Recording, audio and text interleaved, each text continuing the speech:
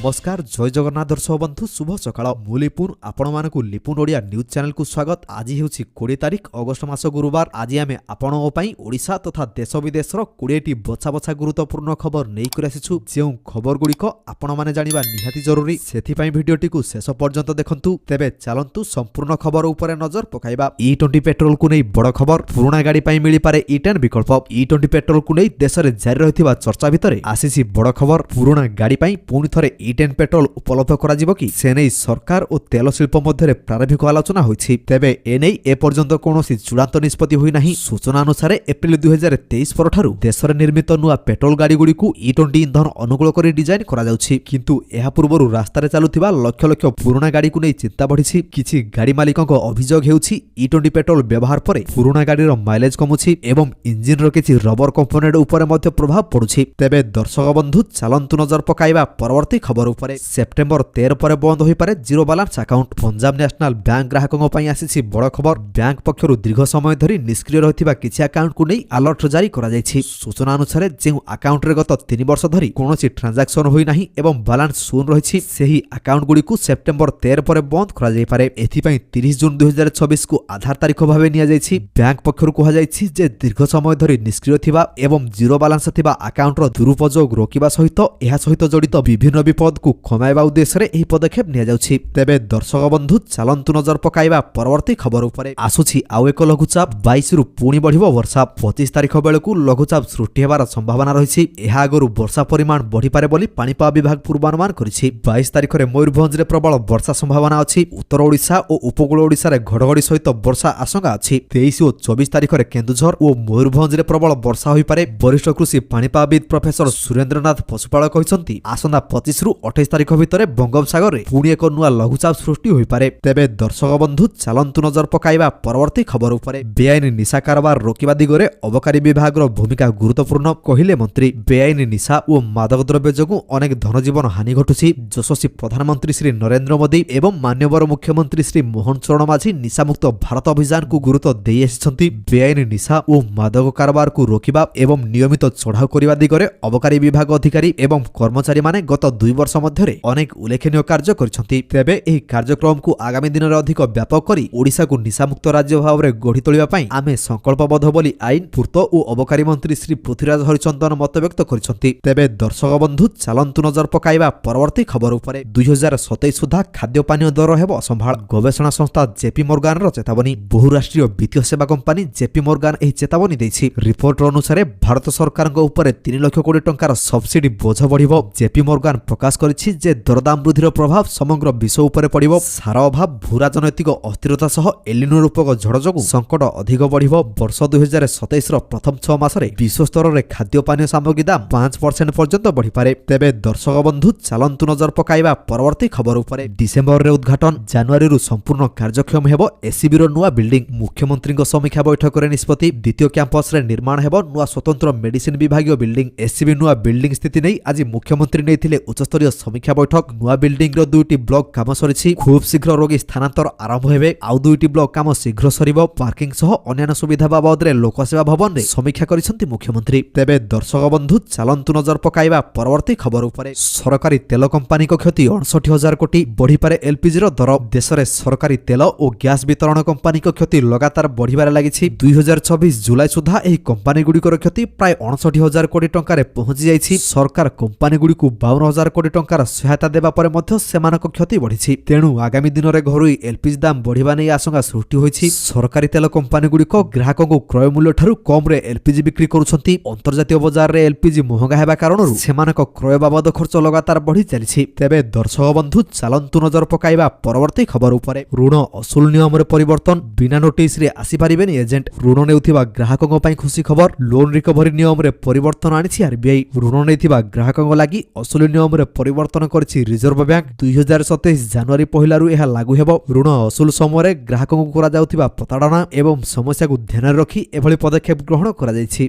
Bank एवं recovery agent माने किभली ऋण ग्रहीताक सह व्यवहार करिवे सेनी एथिरे ध्यान रखा जायछि। तेबे दर्शक बंधु चलंतु नजर पकाइबा परवर्ती खबर उपरे। आहुरी 1 कोटी लोकंकु मागणा घर। जानतु योग्यता एवं आवेदन प्रक्रिया। वित्त मंत्री निर्मला सीतारमण संसद रे एथर अंतरीण बजेट उपस्थापन बेले गुरुत्वपूर्ण घोषणा करथिले। एही क्रम रे 5 वर्ष मध्यरे 1 कोटी गरीबों मागणा घर जोगाई देबाकू से घोषणा करथिले। सेहीपरि ग्रामीण इलाका रे घर तयारी करबाकू एही योजनार मूल लक्ष्य रहिछि। घर मिलिबा पई खूब शीघ्र हिताधिकारी लिस्ट जारी करिवे केंद्र सरकार। तेबे पड़िया जमी रे घर तयारी करुथिबा लोकंकू 1,20,000 टंका मिलुछि। सेहीपरि पहाड़िया इलाका रे घर तयारी करुथिबा लोकंकू 1,30,000 टंका सहायता दिया जाउछि। उभय केंद्र सरकार और राज्य सरकार निज पांठिरु एही सहायता राशि देउछन्ति। तेबे दर्शक बंधु आपण माने पीएम आवास योजना रे घर पाइछन्ति कि नाही हमकु कमेंट माध्यम रे निश्चित भाबरे जणातु। तो दर्शक बंधु चालंतु नजर पकेइबा परवर्ती खबर उपरे। शिल्प खोजुछि पुलिस सुरक्षा बल 6000 पदरे सुजोग थाई भी वर्षे हेला होई पारुनी नियुक्ति। राज्यर प्रमुख शिल्प संस्था गुड़िक एबे ओडिशा इंडस्ट्रियल सिक्यूरिटी फोर्स रो सुरक्षा खोजुछि। ओएमसी एमसीएल उड़ान योजना रे आरंभ होइतिबा झारसुगुड़ा राउरकेला उत्केला जयपुर विमान बंदर नुआड्याम तट सुरक्षा क्षुद्र और बृहत खनि गुड़िक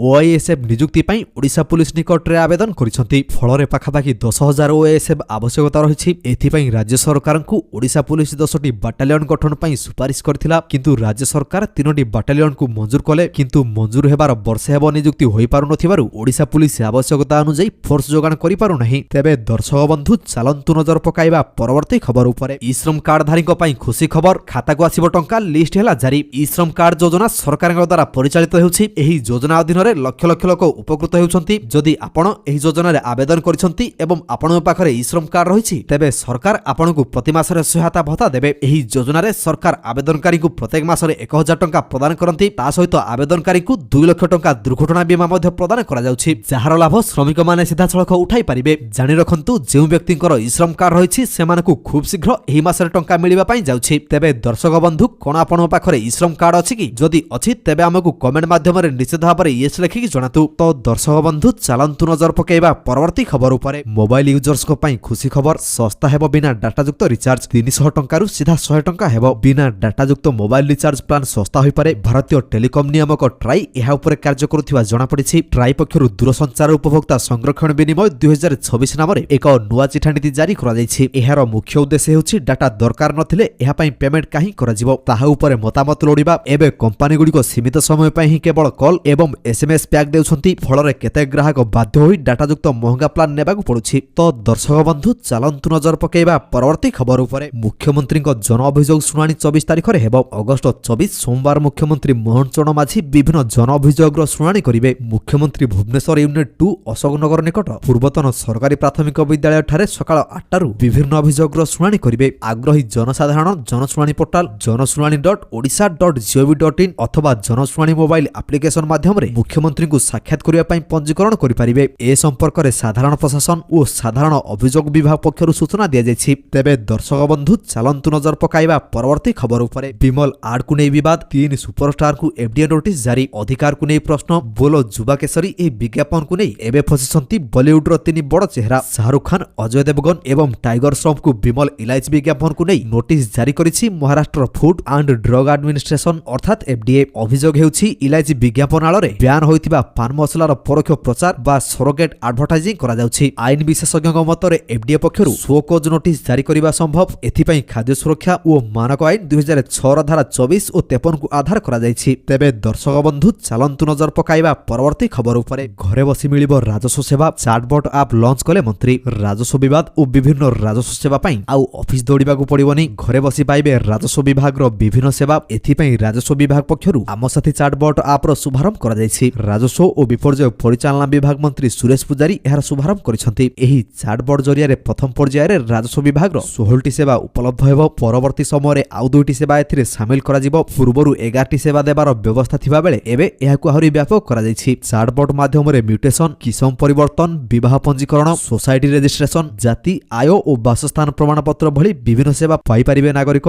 तेबे दर्शक बंधु चालंतु नजर पकाइबा परवर्ती खबर उपरे। अदिनिया रथयात्रा को नै तेजिला विवाद। इस्कन विरोध रे गर्जिले जगन्नाथ प्रेमी। श्री जगन्नाथଙ୍କ रथयात्रा को नै पुणी तेजिछि विवाद। रथयात्रार पारंपरिक तिथि और शास्त्रीय परंपरा को अणदेखा करी इस्कन पक्षरु विदेश रे अदिनिया रथयात्रा आयोजन करा जाउथिबा नै आपत्ति उठिछि। एहाकु नै जगन्नाथ प्रेमी और ओडिया संगठन गुडी को असंतोष प्रकाश करिसंती। दाबी अनुसार चलित अगस्त 15 और 16 तारिख रे आमस्टरडाम, बासेल, क्रोले, क्रॉयडन, ग्लासगो, फ्रेडरिक्टन और न्यूयॉर्क सिटी समेत 7टी स्थान रे रथयात्रा आयोजन करा जायथिला। तेबे दर्शक बंधु चालंतु नजर पकाइबा परवर्ती खबर उपरे। ट्विन सिटी ट्रैफिक समस्या नै मुख्यमंत्री समीक्षा। पुरी यात्री पई विकल्प 8 लेन रास्ता निर्माण को गुरुत्व। ट्विन सिटी भुवनेश्वर और कटक रे दिनकु दिन वृद्धि पाउथिबा यातायात समस्यार स्थायी समाधान एवं सहर द्वयर ସୌନ୍ଦର୍ଯ୍ୟକରଣ ପାଇଁ ମୁଖ୍ୟମନ୍ତ୍ରୀ ମୋହନ ଚରଣ ମାଝୀ ଲୋକସେବା ଭବନଠାରେ ଏକ ସମୀକ୍ଷା ବୈଠକ କରିଛନ୍ତି। ଟ୍ୱିନ୍ ସିଟିର ଟ୍ରାଫିକ୍ ପ୍ଲାନ୍ ସମ୍ପର୍କରେ ବିସ୍ତୃତ ସମୀକ୍ଷା କରାଯାଇଛି। ରାଜଧାନୀ ଭୁବନେଶ୍ୱର ସହିତ ଆମର ଐତିହାସିକ ଓ ପୁରାତନ ସହର କଟକର ଯୋଗାଯୋଗ ସଡ଼କ ଏବଂ ଏହାର ପାରିପାର୍ଶ୍ୱିକ ଅଞ୍ଚଳକୁ ଅଧିକ ସୁନ୍ଦର, ସ୍ୱଚ୍ଛ ଓ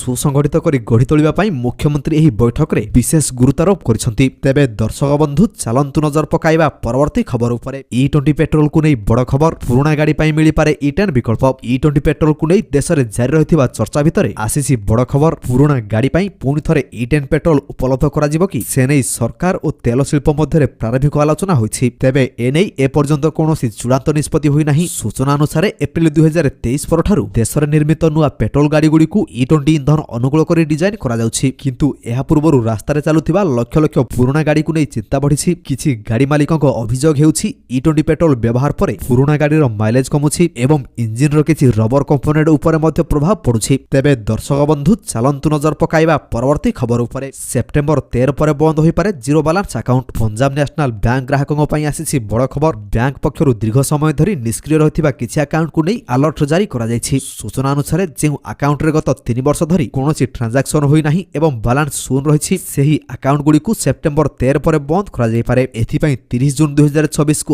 ଆଧାର ତାରିଖ ଭାବେ ନିଆଯାଇଛି। ବ୍ୟାଙ୍କ ପକ୍ଷରୁ କୁହାଯାଇଛି ଯେ ଦୀର୍ଘ ସମୟ ଧରି ନିଷ୍କ୍ରିୟ ଥିବା ଏବଂ ଜିରୋ ବାଲାନ୍ସ ଥିବା ଆକାଉଣ୍ଟର ଦୁରୁପଯୋଗ ରୋକିବା ସହିତ ଏହା ସହିତ ଜଡ଼ିତ ବିଭିନ୍ନ ବିପଦକୁ କମାଇବା ଉଦ୍ଦେଶ୍ୟରେ ଏହି ପଦକ୍ଷେପ ନିଆଯାଉଛି। ତେବେ ଦର୍ଶକ ବନ୍ଧୁ, ଚାଲନ୍ତୁ ନଜର ପକାଇବା ପରବର୍ତ୍ତୀ ଖବର ଉପରେ। ଆସୁଛି ଆଉ ଏକ ଲଘୁଚାପ। 22ରୁ ପୁଣି ବଢ଼ିବ ବର୍ଷା। 25 ତାରିଖ ବେଳକୁ ଲଘୁଚାପ ସୃଷ୍ଟି ହେବାର ସମ୍ଭାବନା ରହିଛି। ଏହା ଆଗରୁ ବର୍ଷା ପରିମାଣ ବଢ଼ିପାରେ ବୋଲି ପାଣିପାଗ ବିଭାଗ ପୂର୍ବାନୁମାନ କରିଛି। 22 ତାରିଖରେ ମୟୂରଭଞ୍ଜରେ ପ୍ରବଳ ବର୍ଷା ସମ୍ଭାବନା ଅଛି। ଉତ୍ତର ଓଡ଼ିଶା ଓ ଉପକୂଳ ଓଡ଼ିଶାରେ ଘଡ଼ଘଡ଼ି ସହିତ ବର୍ଷା ଆଶଙ୍କା ଅଛି। 23 ଓ 24 ତାରିଖରେ କେନ୍ଦୁଝର ଓ ମୟୂରଭଞ୍ଜରେ ପ୍ରବଳ ବର୍ଷା ହୋଇପାରେ। ବରିଷ୍ଠ କୃଷି ପାଣିପାଗବିତ୍ ପ୍ରଫେସର ସୁରେନ୍ଦ୍ରନାଥ ପଶୁପାଳ କହିଛନ୍ତି, ଆସନ୍ତା 25ରୁ 28 ତାରିଖ ଭିତରେ ବଙ୍ଗୋପସାଗରରେ ପୁଣି ଏକ ନୂଆ ଲଘୁଚାପ ସୃଷ୍ଟି ହୋଇପାରେ। ତେବେ ଦର୍ଶକ ବନ୍ଧୁ, ଚାଲନ୍ତୁ ନଜର ପକାଇବା ପରବର୍ତ୍ତୀ ଖବର ଉପରେ। ବେଆଇନ ନିଶା କାରବାର ରୋକିବା ଦିଗରେ ଅବକାରୀ ବିଭାଗର ଭୂମିକା ଗୁରୁତ୍ୱପୂର୍ଣ୍ଣ, କହିଲେ ମନ୍ତ୍ରୀ। ବେଆଇନ ନିଶା ଓ ମାଦକ ଦ୍ରବ୍ୟ ଯୋଗୁଁ ଅନେକ ଧନଜୀବନ ହାନି ଘଟୁଛି। ଯଶସ୍ୱୀ ପ୍ରଧାନମନ୍ତ୍ରୀ ଶ୍ରୀ ନରେନ୍ଦ୍ର ମୋଦି ଏବଂ ମାନ୍ୟବର ମୁଖ୍ୟମନ୍ତ୍ରୀ ଶ୍ରୀ ମୋହନ ଚରଣ ମାଝୀ ନିଶାମୁକ୍ତ ଭାରତ ଅଭିଯାନକୁ ଗୁରୁତ୍ୱ ଦେଇ ଆସିଛନ୍ତି। ବେଆଇନ ନିଶା ଓ ମାଦକ କାରବାରକୁ ରୋକିବା ଏବଂ ନିୟମିତ ଚଢ଼ାଉ କରିବା ଦିଗରେ ଅବକାରୀ ବିଭାଗ ଅଧିକାରୀ ଏବଂ କର୍ମଚାରୀମାନେ ଗତ 2 ବର୍ଷ ମଧ୍ୟରେ ଅନେକ ଉଲ୍ଲେଖନୀୟ କାର୍ଯ୍ୟ କରିଛନ୍ତି। ତେବେ ଏହି କାର୍ଯ୍ୟକ୍ରମକୁ ଆଗାମୀ ଦିନରେ ଅଧିକ ବ୍ୟାପକ କରି ଓଡ଼ିଶାକୁ ନିଶାମୁକ୍ତ ରାଜ୍ୟ ଭାବରେ ଗଢ଼ି ତୋଳିବା ପାଇଁ ଆମେ ସଂକଳ୍ପବଦ୍ଧ ବୋଲି ଆଇନ, ପୂର୍ତ୍ତ ଓ ଅବକାରୀ ମନ୍ତ୍ରୀ ଶ୍ରୀ ପୃଥ୍ୱୀରାଜ ହରିଚନ୍ଦନ ମତବ୍ୟକ୍ତ କରିଛନ୍ତି। ତେବେ ଦର୍ଶକ ବନ୍ଧୁ, ଚାଲନ୍ତୁ ନଜର ପକାଇବା ପରବର୍ତ୍ତୀ ଖବର ଉପରେ। 2027 ସୁଦ୍ଧା ଖାଦ୍ୟପାନୀୟ ଦର ହେବ ସମ୍ଭାଳ। ଗବେଷଣା ସଂସ୍ଥା ଜେପି ମୋର୍ଗାନର ଚେତାବନୀ। ବହୁରାଷ୍ଟ୍ରୀୟ ବିତ୍ତୀୟ ସେବା କମ୍ପାନୀ ଜେପି ମୋର୍ଗାନ ଏହି ଚେତାବନୀ ଦେଇଛି। ରିପୋର୍ଟ ଅନୁସାରେ ଭାରତ ସରକାରଙ୍କ ଉପରେ 3 ଲକ୍ଷ କୋଟି ଟଙ୍କାର ସବସିଡି ବୋଝ ବଢ଼ିବ। ଜେପି ମୋର୍ଗାନ ପ୍ରକାଶ କରିଛି ଯେ ଦରଦାମ ବୃଦ୍ଧିର ପ୍ରଭାବ ସମଗ୍ର ବିଶ୍ୱ ଉପରେ ପଡ଼ିବ। ସାର ଅଭାବ, ଭୂରାଜନୈତିକ ଅସ୍ଥିରତା ସହ ଏଲିନୋ ରୂପକ ଝଡ଼ ଯୋଗୁଁ ସଙ୍କଟ ଅଧିକ ବଢ଼ିବ। ବର୍ଷ 2027ର ପ୍ରଥମ 6 ମାସରେ ବିଶ୍ୱସ୍ତରରେ ଖାଦ୍ୟପାନୀୟ ସାମଗ୍ରୀ ଦାମ 5% ପର୍ଯ୍ୟନ୍ତ ବଢ଼ିପାରେ। ତେବେ ଦର୍ଶକ ବନ୍ଧୁ, ଚାଲନ୍ତୁ ନଜର ପକାଇବା ପରବର୍ତ୍ତୀ ଖବର ଉପରେ। ଡିସେମ୍ବରରେ ଉଦ୍ଘାଟନ, ଜାନୁଆରୀରୁ ସମ୍ପୂର୍ଣ୍ଣ କାର୍ଯ୍ୟକ୍ଷମ ହେବ ଏସିବିର ନୂଆ ବିଲ୍ଡିଂ। ମୁଖ୍ୟମନ୍ତ୍ରୀଙ୍କ ସମୀକ୍ଷା ବୈଠକରେ ନିଷ୍ପତ୍ତି। ଦ୍ୱିତୀୟ କ୍ୟାମ୍ପସରେ ନିର୍ମାଣ ହେବ ନୂଆ ସ୍ୱତନ୍ତ୍ର ମେଡିସିନ ବିଭାଗୀୟ ବିଲ୍ଡିଂ। ଏସିବି ନୂଆ ବିଲ୍ଡିଂ ସ୍ଥିତି ନେଇ ଆଜି ମୁଖ୍ୟମନ୍ତ୍ରୀ ନେଇଥିଲେ ଉଚ୍ଚସ୍ତରୀୟ ସମୀକ୍ଷା ବୈଠକ। ନୂଆ ବିଲ୍ଡିଂର 2ଟି ବ୍ଲକ କାମ ସରିଛି। ଖୁବ୍ ଶୀଘ୍ର ରୋଗୀ ସ୍ଥାନାନ୍ତର ଆରମ୍ଭ ହେବେ। ଆଉ 2ଟି ବ୍ଲକ କାମ ଶୀଘ୍ର ସରିବ। ପାର୍କିଂ ସହ ଅନ୍ୟାନ୍ୟ ସୁବିଧା ବାବଦରେ ଲୋକସେବା ଭବନରେ ସମୀକ୍ଷା କରିଛନ୍ତି ମୁଖ୍ୟମନ୍ତ୍ରୀ। ତେବେ ଦର୍ଶକ ବନ୍ଧୁ, ଚାଲନ୍ତୁ ନଜର ପକାଇବା ପରବର୍ତ୍ତୀ ଖବର ଉପରେ। ସରକାରୀ ତେଲ କମ୍ପାନୀଙ୍କ କ୍ଷତି 59,000 କୋଟି। ବଢ଼ିପାରେ ଏଲ୍ପିଜିର ଦର। ଦେଶରେ ସରକାରୀ ତେଲ ଓ ଗ୍ୟାସ୍ ବିତରଣ କମ୍ପାନୀଙ୍କ କ୍ଷତି ଲଗାତାର ବଢ଼ିବାରେ ଲାଗିଛି। 2024 ଜୁଲାଇ ସୁଦ୍ଧା ଏହି କମ୍ପାନୀଗୁଡ଼ିକର କ୍ଷତି ପ୍ରାୟ 59,000 କୋଟି ଟଙ୍କାରେ ପହଞ୍ଚି ଯାଇଛି। ସରକାର କମ୍ପାନୀଗୁଡ଼ିକୁ 52,000 କୋଟି ଟଙ୍କାର ସହାୟତା ଦେବା ପରେ ମଧ୍ୟ ସେମାନଙ୍କ କ୍ଷତି ବଢ଼ିଛି। ତେଣୁ ଆଗାମୀ ଦିନରେ ଘରୋଇ ଏଲ୍ପିଜି ଦାମ ବଢ଼ିବା ନେଇ ଆଶଙ୍କା ସୃଷ୍ଟି ହୋଇଛି। ସରକାରୀ ତେଲ କମ୍ପାନୀଗୁଡ଼ିକ ଗ୍ରାହକଙ୍କୁ କ୍ରୟ ମୂଲ୍ୟଠାରୁ କମ୍ରେ ଏଲ୍ପିଜି ବିକ୍ରି କରୁଛନ୍ତି। ଅନ୍ତର୍ଜାତୀୟ ବଜାରରେ ଏଲ୍ପିଜି ମହଙ୍ଗା ହେବା କାରଣରୁ ସେମାନଙ୍କ କ୍ରୟ ବାବଦ ଖର୍ଚ୍ଚ ଲଗାତାର ବଢ଼ି ଚାଲିଛି। ତେବେ ଦର୍ଶକ ବନ୍ଧୁ, ଚାଲନ୍ତୁ ନଜର ପକାଇବା ପରବର୍ତ୍ତୀ ଖବର ଉପରେ। ତ ଦର୍ଶକ ବନ୍ଧୁ, ପ୍ରତ୍ୟେକ ଦିନ ଏପରି ଗୁରୁତ୍ୱପୂର୍ଣ୍ଣ ଖବରଗୁଡ଼ିକ ଦେଖିବା ପାଇଁ ଆମ ଚ୍ୟାନେଲକୁ ସବସ୍କ୍ରାଇବ କରିଦିଅନ୍ତୁ, କାହିଁକିନା ପ୍ରତ୍ୟେକ ଦିନ ଏପରି ବଛା ବଛା ଖବରଗୁଡ଼ିଏ ଆମେ ଆପଣମାନଙ୍କ ପାଇଁ ନେଇକରି ଆସୁଛୁ, ଯାହାର ଅପଡେଟ୍ ଆପଣମାନେ ଆମ ଚ୍ୟାନେଲ ମାଧ୍ୟମରେ ପାଇପାରିବେ। ତେଣୁ ଚ୍ୟାନେଲକୁ ସବସ୍କ୍ରାଇବ କରି ବେଲ୍ ଆଇକନକୁ ପ୍ରେସ୍ କରିବା ପାଇଁ ଜମାରୁ ଭୁଲନ୍ତୁ ନାହିଁ। ଭିଡିଓଟିକୁ ଶେଷ ପର୍ଯ୍ୟନ୍ତ ଦେଖିଥିବାରୁ ଆପଣଙ୍କୁ ବହୁତ ବହୁତ ଧନ୍ୟବାଦ। ଜୟ ଜଗନ୍ନାଥ।